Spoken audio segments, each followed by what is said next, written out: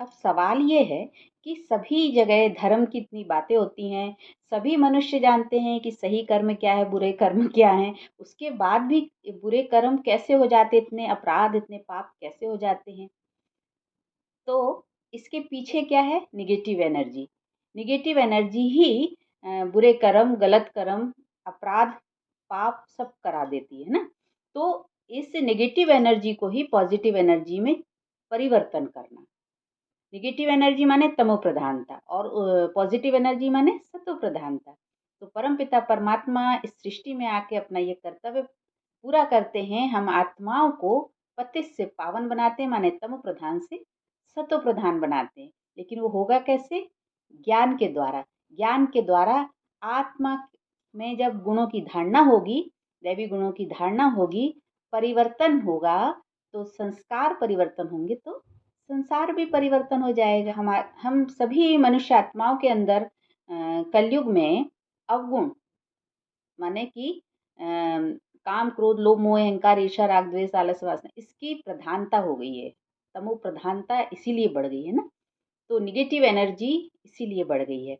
तो अगर आत्मा का आकर्षण इन गुणों की, इन अवगुणों की तरफ होगा, तो फिर वो उसी हिसाब से कर्म करेगी।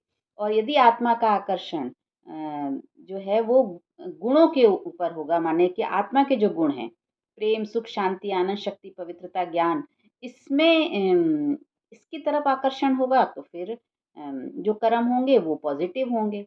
तो माने अवगुण की तरफ यदि आकर्षण होगा तो नेगेटिविटी बढ़ेगी, तो फिर अवगुण के कारण जो कर्म होंगे वो पाप कर्म होंगे। और जो आत्मा के जो गुण हैं उसके आधार पे जो कर्म होगा, उसके प्रति यदि आकर्षण होगा और उसके प्रति उस गुणों को अपने कर्म में यूज करके जो कर्म किए जाते हैं, तो फिर वो पॉजिटिव होते हैं, तो वो पुण्य कर्म होंगे। तो इस तरीके से नेगेटिव और पॉजिटिव एनर्जी ही काम करती है। इसलिए श्रीमद् भगवत गीता में भी कहा गया है कि राजयोग ही है जो आत्मा के कर्म को बैलेंस करता है, कर्मों को सुधारता है ना। तो हमारे अंदर जो विवेक है, बुद्धि में जो विवेक है, वो जागृत जब हो जाता है कि क्या सही है क्या गलत, ये हमें समझ आने लगता है परमात्मा ज्ञान के द्वारा और योग साधना से। तो फिर विवेक जब जागृत होता है तो हमारे अंदर बैलेंस बनता है, और उसके आधार पे ही फिर हम सभी मनुष्य आत्माएं कर्म करते हैं। ये सृष्टि जो है सत्व प्रधान होती है, फिर रजो प्रधान होती है, फिर तमो प्रधान हो जाती है। हर चीज सत्व रजो तमो से गुजरती ही है ना। तो ऐसे ही आत्मा भी सत्व रजो तमो से गुजरती ही है, और इसीलिए कलयुग आता है।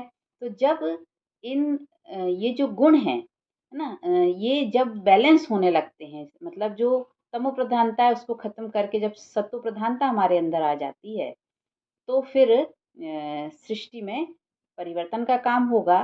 तो यही काम कराने के लिए परमात्मा जो है वो इन तीन रचना की रचना करते हैं।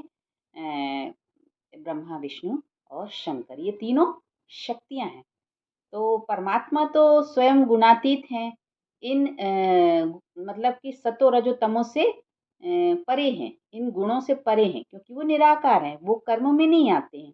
लेकिन ये सृष्टि में मनुष्यात्मा कर्म में आती है।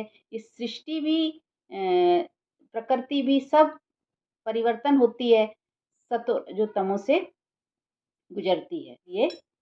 तो साइंस के अनुसार ये तीनों शक्तियां जो हैं, ब्रह्मा, विष्णु, शंकर, जिनको हम बोलते हैं, वास्तव में साइंस के अनुसार ये तीनों शक्तियां हैं। कौन सी? ये पूरी दुनिया जो बनी हुई है वो एटम से बनी हुई है। और एटम किससे बना हुआ है? इलेक्ट्रॉन, प्रोटॉन, न्यूट्रॉन से। तो हमने देखा, जैसे कि संरचना देखें यदि एटम की, तो उसमें सेंटर में है प्रोटॉन और न्यूट्रॉन, और उसके चारों ओर चक्कर जो लगा रहे हैं वो इलेक्ट्रॉन। तो इसी प्रकार से हमारे मन, बुद्धि और संस्कार है। हम आत्माओं के अंदर ये तीनों बातें हैं, है ना। नेगेटिविटी भी है, पॉजिटिविटी भी है, और कहीं कहीं हम बिल्कुल न्यूट्रल भी हो जाते हैं। तो हमारा मन जो है उसका ये संस्कार होता है कि वो बाहर बाहर भागता है। वो इंद्रियों से जुड़ा हुआ है, 5 इंद्रियों से जुड़ा है, इसलिए वो बाहर बाहर की सारी सूचनाएं, सारी खबर लेके आता है। और वो हमारे अंदर आत्मा बुद्धि तक पहुंचा देता है ना। मन का काम ही ये होता है। और इसलिए उसको हम इलेक्ट्रॉन कह सकते हैं। और जो बुद्धि है वो बुद्धि प्रोटॉन हो गई। तो हम इस बुद्धि में ही जब पॉजिटिविटी भरेंगे तो फिर मन भी हमारा ठीक होने लगेगा। मन फिर केंद्र की ओर, माने आत्मा की ओर आना शुरू कर देगा। फिर वो इधर उधर नहीं भागेगा। लेकिन होता क्या है कि हमारी बुद्धि में भी यदि नेगेटिविटी बढ़ गई है तो मन में भी नेगेटिविटी है और बुद्धि में भी नेगेटिविटी है यदि, तो हमारे संस्कार में भी नेगेटिविटी है। तो फिर सब कुछ इम्बैलेंस हो गया। तो इसी को ही बैलेंस करने के लिए इन 3 शक्तियों की ज़रूरत होती है। हम सभी के अंदर भी ब्रह्मा स्टेज भी है और विष्णु स्टेज भी है और शंकर स्टेज भी है।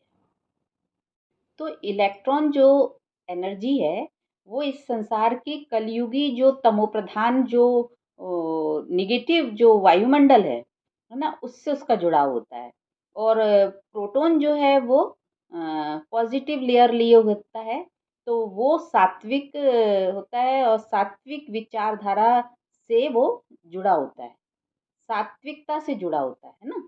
तो उसके बाद मतलब कि जो हमारे अंदर विकारी संस्कार हैं उसको जब हम परमात्मा को याद करके उसका भस्म करते हैं, उसका विनाश करते हैं और तमो प्रधानता का विनाश करते हैं, सतो प्रधान बनते हैं, माने हमारे अंदर शंकर वाली स्टेज है, माने कि हमारे अंदर बैलेंस बन रहा है, माने कि हमारे अंदर न्यूट्रॉन स्टेज बन रही है ना। न्यूट्रॉन की एनर्जी काम कर रही है।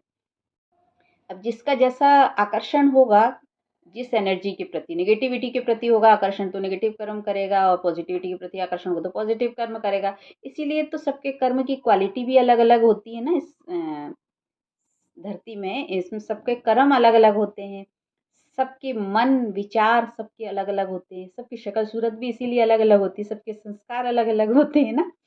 जैसे कि आत्माएं जो भी हैं, मनुष्य आत्माएं जो ध्यान साधना करती हैं तो उनकी जो एनर्जी है वो इस ब्रह्मांड की, इस यूनिवर्स की कॉस्मिक एनर्जी से जुड़ जाती है ना। और फिर क्या होता है कि इससे उसके जो सहस्त्रार चक्र है, जैसे कि हमने चक्रा की बात करी, तो वो फिर एक्टिव हो जाता है। और सहस्त्रार चक्र जब अच्छे से एक्टिव हो जाता है तो फिर वो सदा आनंद में रहता है। इसीलिए कहते हैं ना, परमात्मा को जब चित्त में याद करते हैं तो आनंद की अनुभूति होती है। तो उससे फिर संस्कार भी परिवर्तन होते हैं और हमारे जो अंदर विकर्म और विकार हैं उस वो भी भस्म होते हैं। और उसी से फिर हमारे अंदर सतो प्रधानता बढ़ती है, माने पॉजिटिविटी बढ़ती है।